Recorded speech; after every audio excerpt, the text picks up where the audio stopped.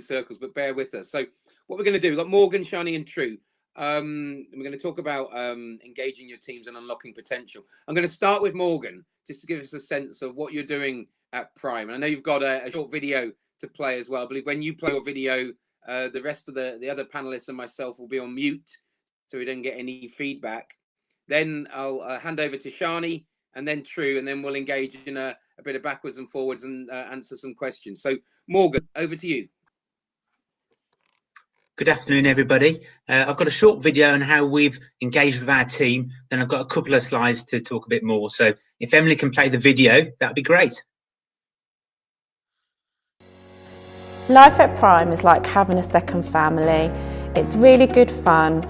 We come into the office every day, we support each other and we work really hard as a team. Prime is a good place to work because I feel like I've always had the support I needed. It doesn't matter if you're training or been qualified for years, you'll continuously be offered opportunities to develop your skills even further. Prime always wants the best for their employees and they work hard to create a supporting and engaging working environment that allows the team to grow and achieve our personal objectives. Once a year we come together at the staff conference. This allows the directors to update us on the progress of the business. It also gives staff the opportunity to give feedback to the directors. We do a range of events here at Prime in order to fundraise for our nominated charity. We've cycled to every gold post box in the UK, we've cycled to the 3 peaks, then paddled across the lakes there before climbing the peaks. We've hopped 30 miles on space hoppers and cycled the Tour de France in 24 hours. We also hold more regular events that a lot of people can get involved in, such as bake-offs, which is my favourite, sweepstakes, Christmas jumper days, and recently started doing a samosa sale. I find it really rewarding being part of the charity committee. I've always wanted to raise money and give back to the community, and here at Prime it really allows me to do that. It helps departments to socialise together, and it is a really good feeling knowing that us having fun can amount to so much money raised for the charities that mean a lot to us. I'm on the social committee here at Prime. We arrange the Christmas party and other social events throughout the year. Examples of these have been bowling at Lane 7 in town, a racquetball tournament, a family barbecue, ice skating and cocktail making. There's always something coming up and we really try and make sure that we capture the interests of all our staff members. The social events are so much fun. It's an opportunity for everyone to get to know each other from all different departments across all 3 offices.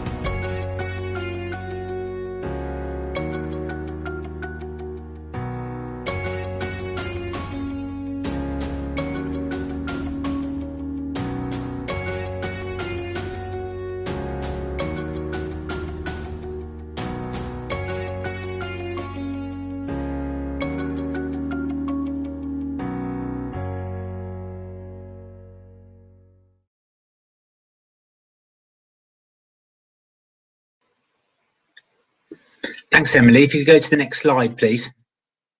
That's just a flavour of the things we do to engage our team. Importantly, the CSR stuff and the social activities break down the barriers between the different level of people at the company and build significant trust. And from that trust, what we then do is we share the plans of the company and the goals and incorporate that with the personal plans and goals of the team, by building a career pathway for everybody, so they can, achieve their own personal ambitions and goals. If the company's got a strategy and wants to move forward, it can only do that with the support and the help of the team. So if they don't know what that is, how can we move forward? So it's quite a simple philosophy, but one that's been really well received, and we've worked on successfully for a number of years now. If we can go to the next slide, Emily, when you're ready, please. How does that strategy now change because of the C-19 crisis? Well, we've already heard from a lot of speakers today about the use of video conferences. We're on video now, obviously. That's my co-director, Kevin, and myself having a quick meeting yesterday.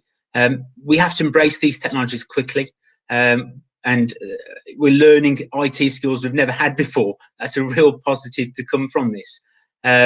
But, keeping that communication and that personal touch is massively important. On the next slide, please, Emily. And it's going to break down barriers and change the way we work probably forever. That's the other side of this camera. That's me facing my screen. We've got the ability to work from home, and we've demonstrated it now. So therefore, people will want that flexibility going forward, which is only right and fair. We've encouraged it for a while now, but what we've found is that since we've actually been working from home, people are desperate for the interaction of being back at the office.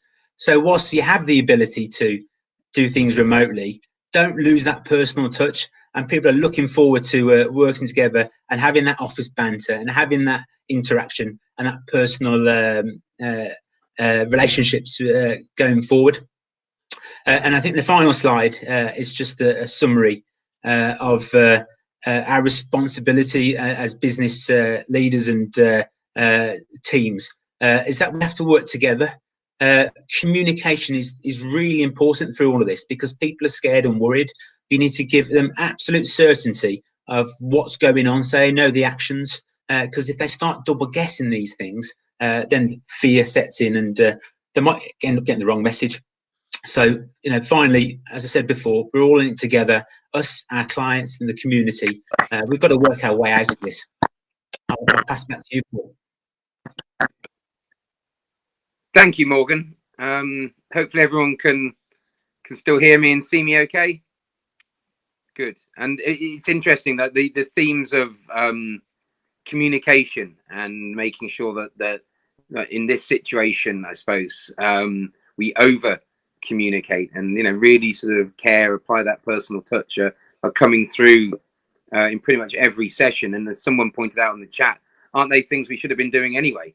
And I mean, I personally firmly believe yes, but says when you are in an extreme situation, it heightens certain aspects. And I think the key is that we remember that when we move forward and when we come out of the coronavirus situation. Let's make sure that we've learned and taken forward some positives from what is a pretty awful state of affairs. So Shani, I'm going to come over to you now. And I mean, really, we were going to sort of touch on initially what you think leaders can do to ensure that they're fully unlocking the potential of those with disabilities, and effectively engaging everyone in their teams. And I suppose particularly at a time like this when there's remote working, are there other elements and challenges and things that leaders or people in business may not be thinking of, but they should be? So I know you've got a few slides as well, so I'll hand over to you, and I'm sure Emily will do her thing behind the scenes. Thank you.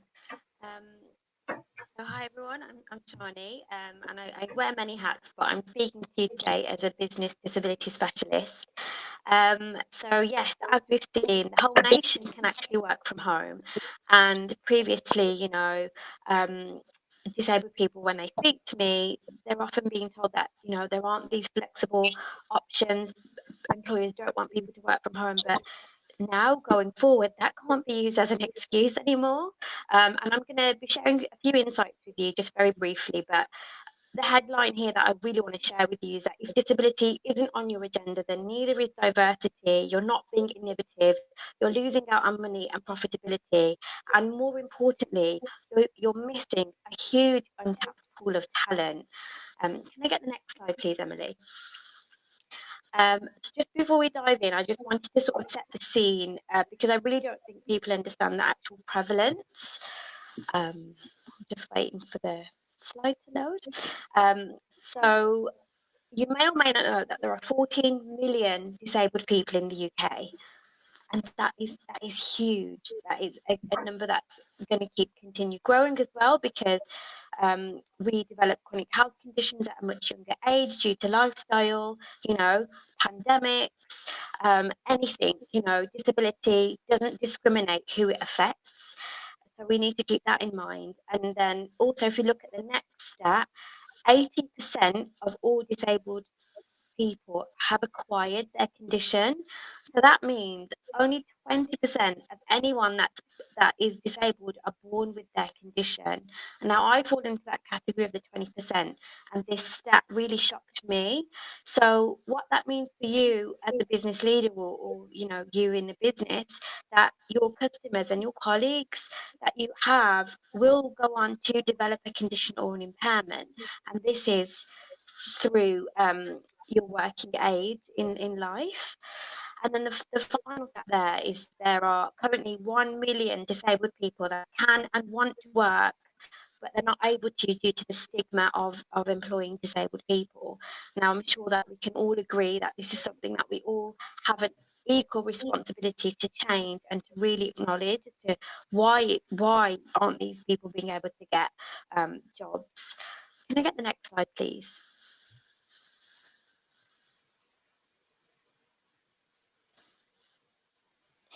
So this really matters for business for lots of different reasons, but the top level is that 1 in 5 of your customers are disabled.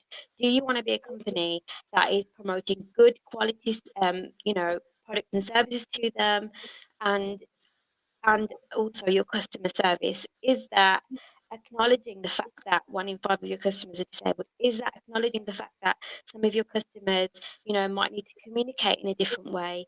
Are you acknowledging that your website might not be, very accessible because you could be losing money because of that? The second stat is 20% of your workforce will currently be experiencing living with a condition or an impairment. Is your culture at work one where they want to share that information with you? Because we all want employees that want to come to work and just want to thrive on their job. We don't want employees that are coming to work having to focus on hiding the fact that they've got a condition or impairment, because as we all know, there are hidden and invisible conditions as well as more physical and more obvious ones as well. And then the final stat here, which is something that we should all be really concerned about, is disabled people and their families have a collective spending power of £249 billion a year in the UK economy. And if you're not tapping into that, then as a business, you're missing out. And the next slide, please, Emily.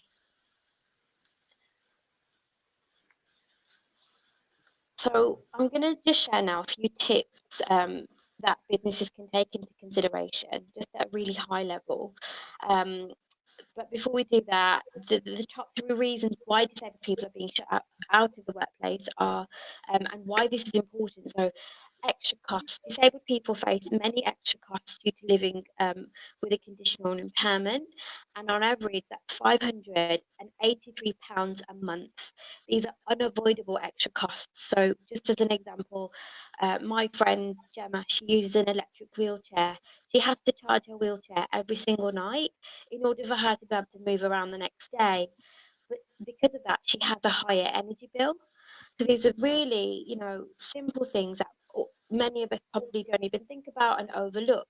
But that's a huge extra burden and financial pressure on many disabled people, that they have to find money, to pay for these extra costs just to live their everyday life.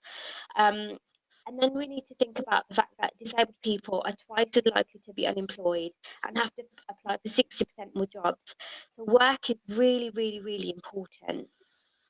And we know that disabled people are being shut out of the workforce because there's a real lack of information and support around how to get disabled people in work, but also to get them to stay in work as well. There's many perceived workplace restrictions and lack of flexibility. But as I mentioned earlier, we now know that we can very much work from home, that we've seemed to have all got over that hurdle together. That can no longer be used as an excuse. There's a huge lack of knowledge and also attitudes as well. So negative attitudes are a real barrier to even people getting the opportunity or not. Can I get the next slide, please, Emily? So in order to change this, collectively, we need to think differently. Disability is more than just ramps and wheelchairs, and the value of disabled people in the workplace is far more than just ticking a box. I'm 3'10", and I think in ways that other people won't, and that brings such a different diversity of thought to the table that the employees that I work with are able to see that in me. They're able to see the value that I can add to the brand, and also tap into that creative thinking. Can I get the next slide, please, Andy?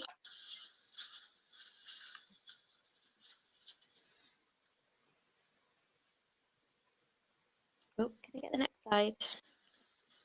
Thank you. And secondly, we need to talk openly. So changing culture starts with encouraging and supporting your employees to be open when it comes to talking about disability. And that really boils down to the language that we use, the visibility of role models from across your organisation, and empowering your line managers and others to champion disability every single day. Because as we know, it affects a lot of people. And the next slide, please. And thirdly, we need to lead confidently. So clear leadership and accountability for disability is really important to maintain focus.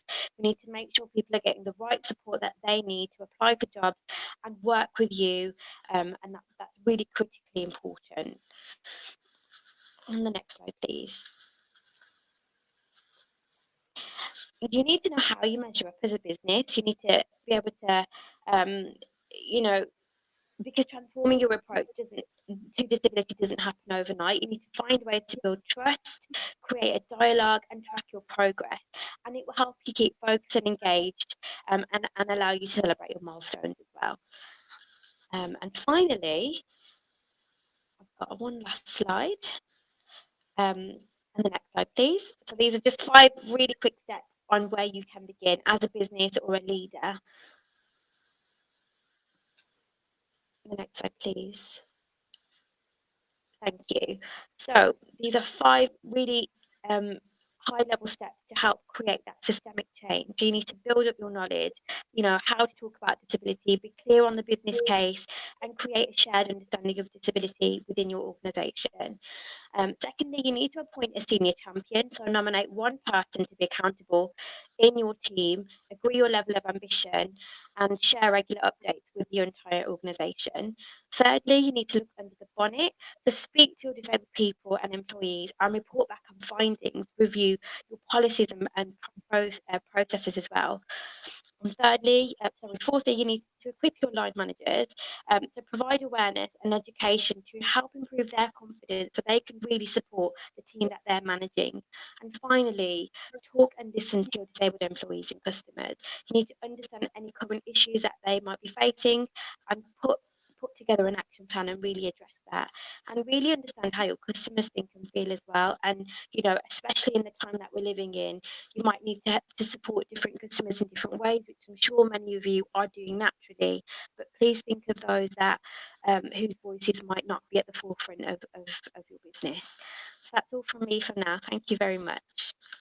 No, that was fantastic, Shani. And I mean, the scale that you illustrated with some of those numbers of those who are living with disability, be they visible or invisible, is far greater than I think people realise. And like you said, if it's 1 in 5 of your customers will have a disability, then how can you not, as a business, be thinking about that? And I think you gave some great sort of tips and advice there at the end as well. Now, I can't see Tru at the moment, so I'm not sure if Tru is there or not. And again, we're learning here with the wonders of technology. But Morgan, I was just going to quickly throw that back to you. And what does Prime do around certainly around sort of employees with disabilities, and when you're both those who are already working with you or when you're going through recruitment, how do you sort of address this and tackle that?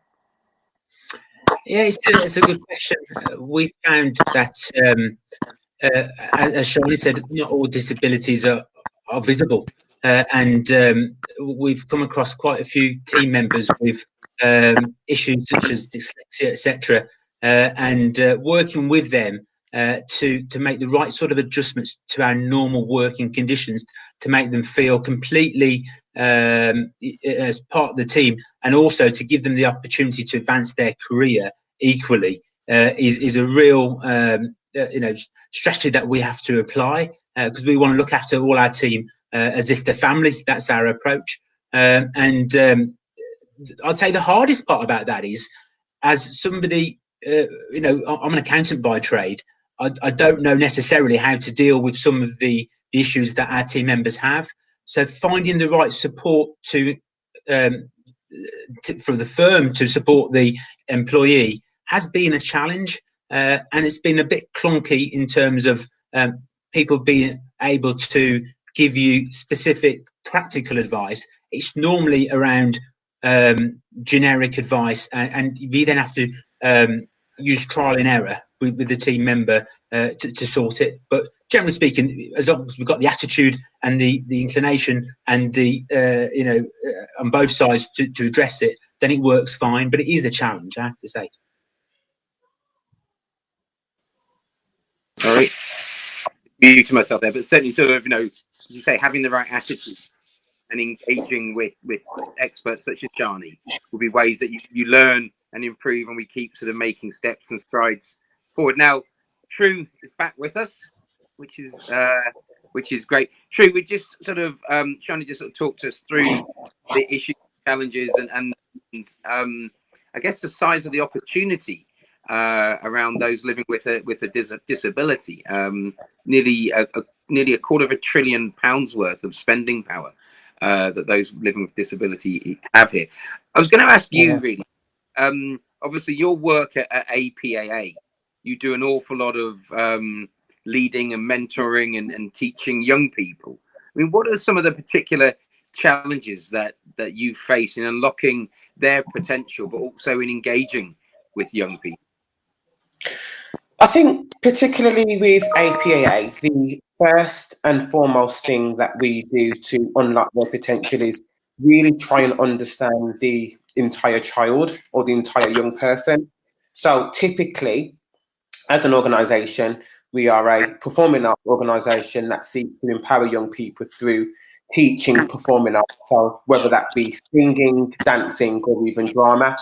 However, we've realised that actually we don't unlock true potential until we really delve into that young person. So understanding their emotional needs, understanding their physical needs, trying to get a general idea about who that child is, and then and only then would that child reach greatness.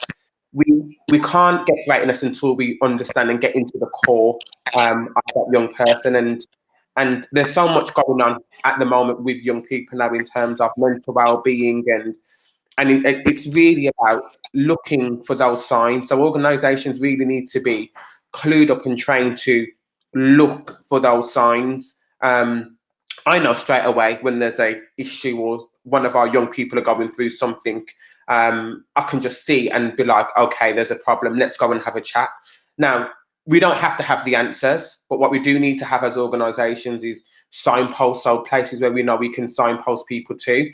But in terms of truly gaining and unlocking potential amongst young people, it would be very naive for us to think that we just focus on whatever our work focus is. So whether that's in performing arts, whether that's in accountancy, whether that's in, let's just mentor you and get you a mentor for, in accountancy, or let's get you a mentor in events. It's not enough. You've really got to truly understand the breadth of the child or that young person. Sorry. Wait, Tru, I was just going to say that must have created an awful lot of challenges, which you've clearly overcome because APA is so successful. When you think around all of, sort of safeguarding and you always deal with it head on, but there will be lots of young people who have a whole host of significant challenges that they have to face. So sort of throwing yourself into that mix, it's not straightforward or easy, is it? With all of the rules and regulations, how do you sort of manage to navigate your way through that and then still ultimately not only make a difference to that young person's life, but sort of knit them into a group who do some amazing things?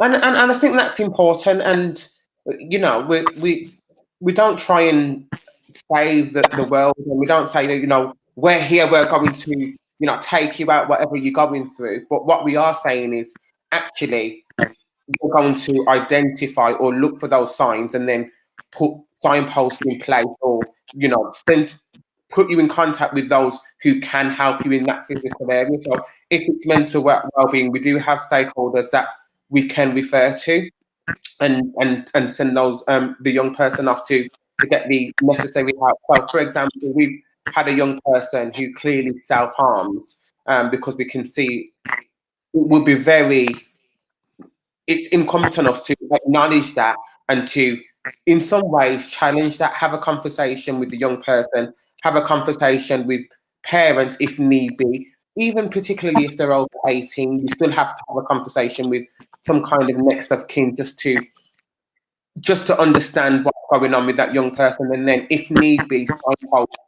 to a therapist or whatever. It does present its challenges. However, we know as an organisation, we've been doing it long enough. True greatness only comes when we try and get to the bottom of the whole young person and not just tutor them or in performing art. It just doesn't work. Thank you, Tru. Thank you. And if anyone who's watching hasn't seen Aston Performing Arts Academy, then you clearly haven't been in and around Birmingham for the last few years. But I would definitely recommend check them out, follow them on social media, and do try to make sure you see them at a performance in the future, because they are amazing and we love them here at the Chamber. So I think that we're now going to have a quick interactive poll that Emily's going to pop up onto our screens. There we go. Well, that was like an old poll. There we go. What we did to stay resilient when times are tough. I think we had another one which we were going to look at, which was around how you get the most out of your staff when they are working from home. So I don't know if that's going to work. Maybe not.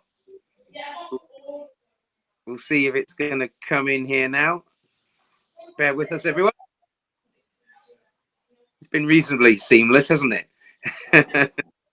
You learn by doing, don't you? It's one of the great sort of adages in life. It looks like the poll is resolutely not adapting and changing to the new poll that we want. But as we heard from Anne in the last session, I think we won't let that raise our stress levels in our stress cup. We'll just sort of move swiftly on.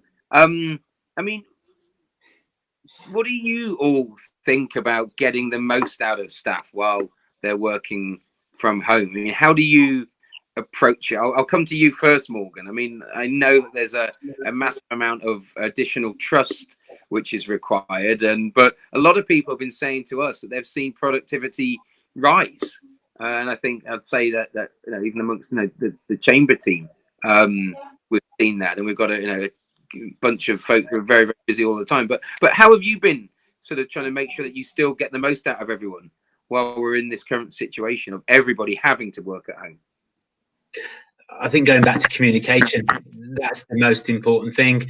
I've been speaking to all of my team members regularly, as has the managers, in terms of the pyramid system that we operate.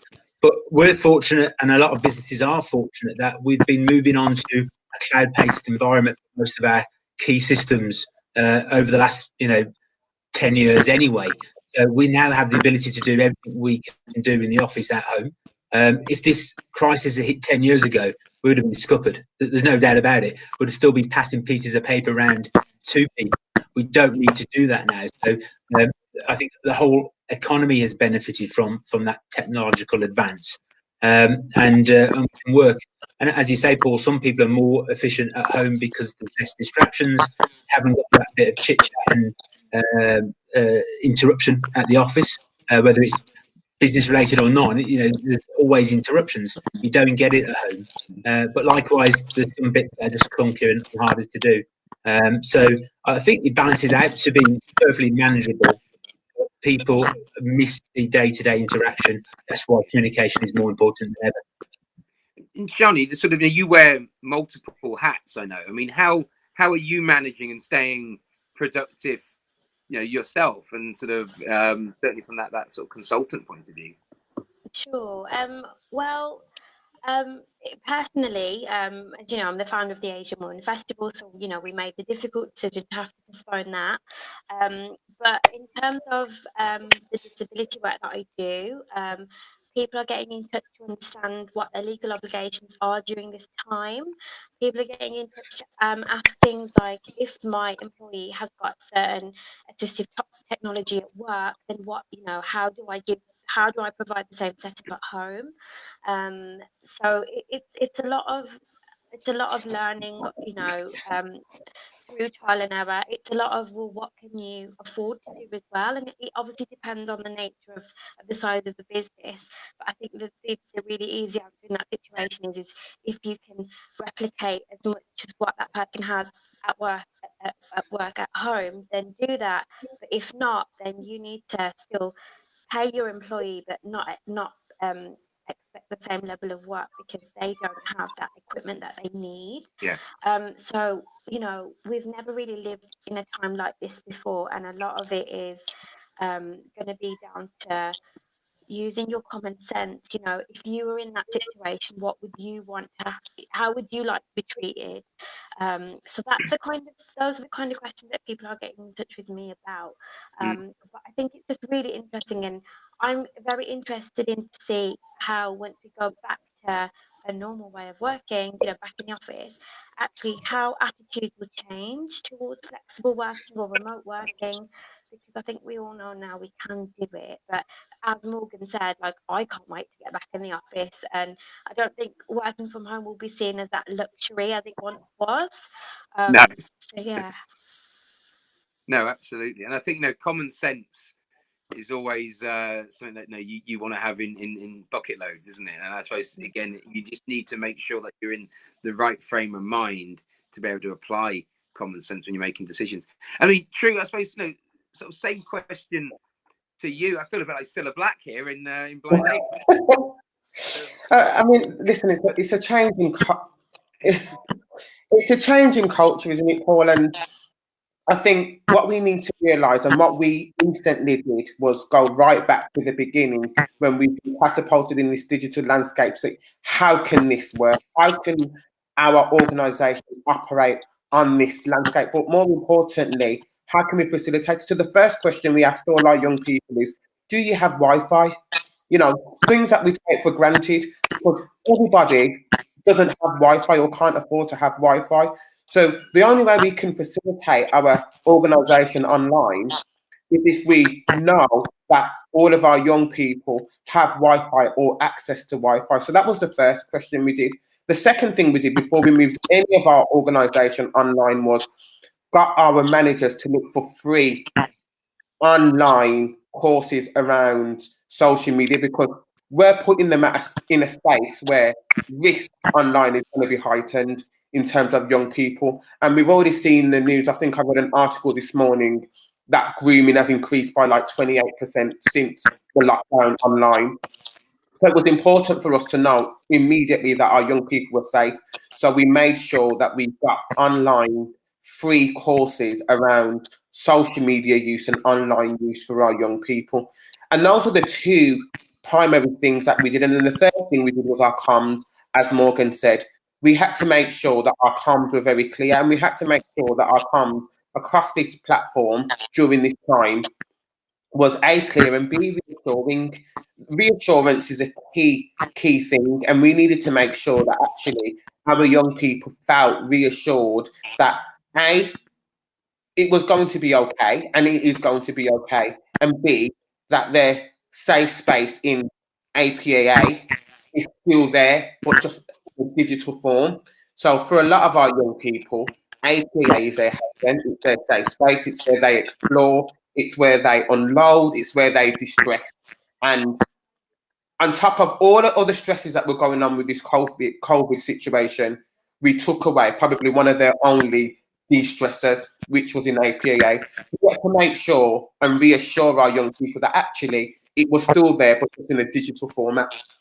Yeah, that's really inspiring, and, you know, great example of leadership and stepping up into a really important space at a time which, you know, when we need as much of that as we possibly can get. Right, we're going to wrap up this session now. So really like to, I know Shani's had to duck out. That isn't technology. That's another appointment. So I'd like to thank Shani Dhanda, Morgan Davies, and Prime. And certainly I should mention Kevin Johns as well, who's a former president of our Solihull Chamber of Commerce. But Morgan and Kevin and the whole Prime team are brilliant supporters of the Chamber of Commerce and have been of Growth Through People as well. So thank you for joining us and your insights. And also Tru Powell from Aston Performing Arts Academy. And if you bear with me, I am just going to flag up that Tru, I'm sure you've all seen this, but Tru was our cover star in Chamberlink this month, along with Emily, as we promoted Grow Through People. So thank you, Tru,